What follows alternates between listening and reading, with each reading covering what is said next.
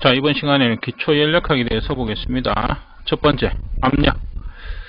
자, 압력은 서로 밀어내려는 힘을 얘기를 하고 있는데, 압력의 세기는 단위 면적에 작용하는 힘을 나타낸다, 이렇게 얘기하고 있습니다. 그래서 단위 면적 1제곱cm, 그러니까 면적입니다. 가로 세로. 그래서 1cm, 1cm. 그죠? 이게 이제 1제곱cm 이렇게 되죠. 여기에 작용하는 힘입니다. 그죠? 힘, 킬로그램. 그래서 단위 자체가 킬로그램 퍼 제곱센치, 또는 파운드 퍼 스퀘어 인치. 파운드, 무게, 힘의 단위는 파운드를 쓰고, 그 다음에 우리가 면적의 단위, 인치, 스퀘어 인치, 이렇게 쓰고 있습니다. 자, 압력은 크게, 자, 세 가지 압력이 있습니다. 기본적으로, 이제, 대기압이라는 게 존재를 하죠. 대기압. 그죠? 그래서 대기, 공기가 누르고 있는 힘입니다. 대기가 지상을 누르는 힘. 그래서 토리첼리의 실험에 의해서 지금 보시는 것처럼, 자, 수온이 가득 담겨져 있는 통에, 그죠? 마찬가지 수온이 담겨져 있는 긴 관을 뒤집어서 대기, 공기가 누르는데 760mm, 수온이 760mm 올라가더라. 그래서 수온주 1atm은 우리가 760mm Hg. 자, 이렇게 나타내고 있습니다.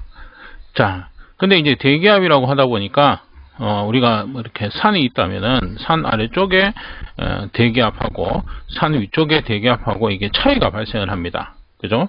고도가 올라가면 올라갈수록 공기 자체가 희박해지니까, 대기압에 차이가 발생을 하는 거죠. 그래서, 우리가 계산을 하는 데 있어서, 이런 어떤 기준점을 잡아줘야 되겠다.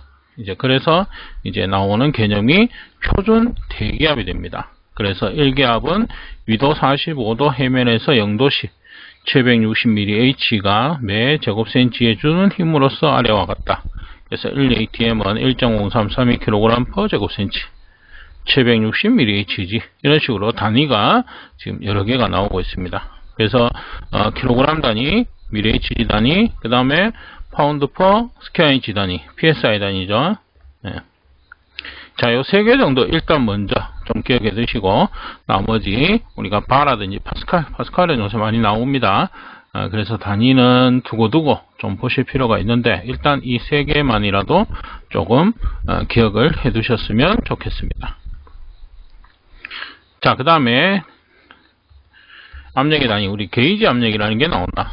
자, 표준 대기압을 0으로 해서 측정한 압력, 즉 압력계가 표시하는 압력이다, 이렇게 되어 있습니다.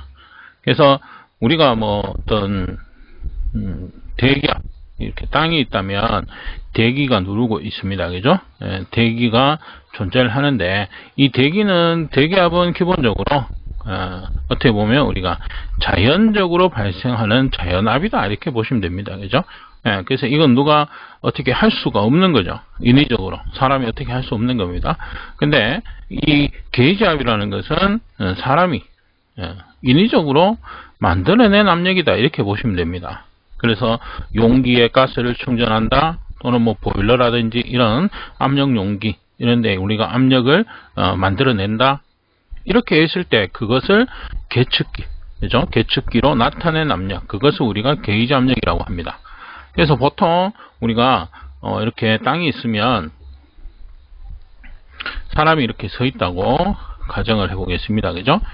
그러면 사람의 무게가 존재를 하죠. 예를 들어서 뭐 50kg다, 이렇게 가정해 보겠습니다. 그러면 이 50kg는 뭐다? 게이지압이라는 겁니다. 그죠? 우리가 몸무게를 재서 체중계를 재서 나타내는 압력, 이 게이지압이 되는 거죠. 그 다음에 이 외부에 이렇게 공기가 누르고 있습니다. 그죠? 대기는 지구상에는 존재를 하는 거니까 이 대기압이 존재를 하는 것이죠. 그죠? 그러면 이 지표면, 사람이 밟고 있는 이 땅이 받는 압력, 이것은 게이지 압력과 대기압, 이 두 개를 더한 압력을 이 땅이 받고 있는 게 됩니다. 그래서 이 땅이 받는 압력, 전체의 압력, 이것을 우리가 절대압이다, 이렇게 얘기하고 있습니다. 그래서 완전 진공을 0으로 해서 측정한 압력이다. 그래서 완전 진공, 우리가 땅만 있고 위에 아무것도 없으면 완전 진공이죠. 그럼 이때부터 측정해서 대기압이 존재를 하고, 그 다음에 대기압을 0으로 해서 측정한 압력, 이게 게이지압이다. 이렇게 되는 것이 되겠죠. 예.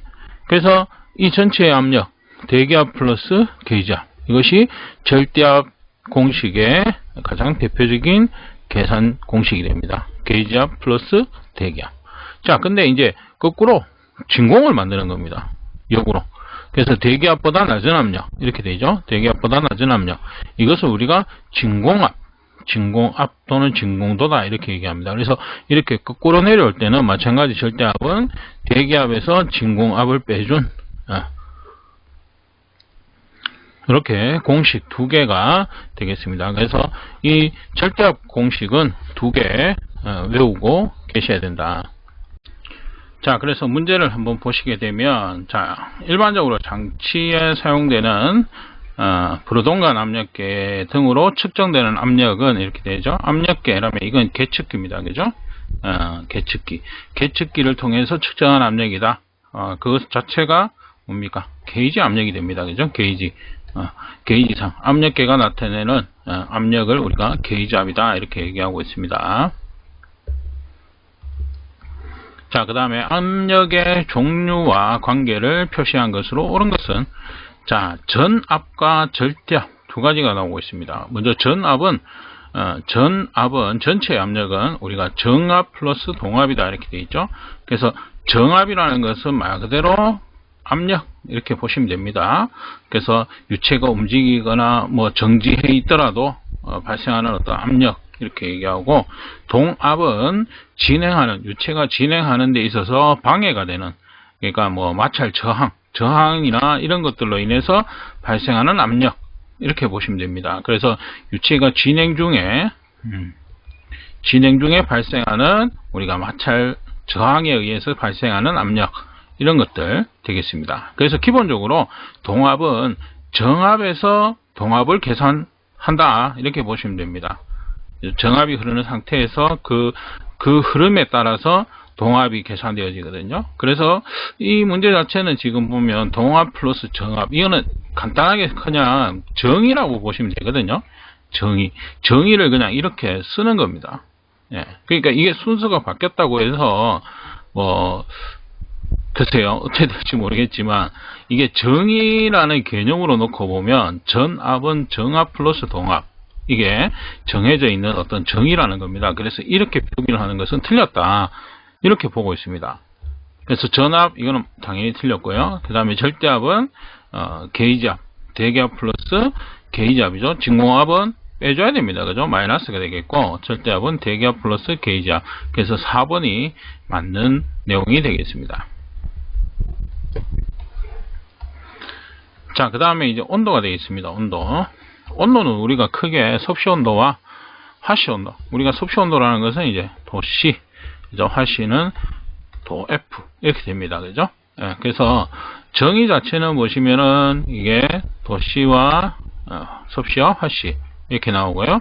자, 빙점이라는 것이 존재한다. 어느 점입니다. 어느 점. 그래서 섭씨 온도는 빙점을 0으로 놓고, 그 다음에 B점, 끓는 점이 되겠죠. 이거를 100으로 놓고, 이것을 100등분한 거. 자, 이것이 섭씨 온도가 되겠습니다. 화씨는 빙점을 32로 놓고, 자, B점을 212, 그 다음에 180등분한 것이 우리가 화씨 온도가 되겠습니다. 그래서 섭씨 온도와 화씨 온도 간의 상관관계식을 보게 되면 얘는 100분의 1, 얘는 180분의 1이고요. 그 다음에 시작에서 보면 0, 32, 그러니까 32만큼의 차이가 발생한다. 그래서 지금 여기 나오는 공식 보시면 도C는 100분의 도C가 되고요. 도C 플러스, 자, 이거를 180분의 화씨인데 화씨는 뭐예요? 마이너스 32. 그래야지 똑같아진다. 이게 32 차이만큼 발생을 하는 거니까요. 네. 그래서 이렇게 해서 계산 공식이 만들어졌다. 그러면 일반적으로 우리가 자, 화씨를 가지고 도C를 구해라, 이렇게 나오는 문제가 있습니다. 그러면 도C는 어떻게 돼요?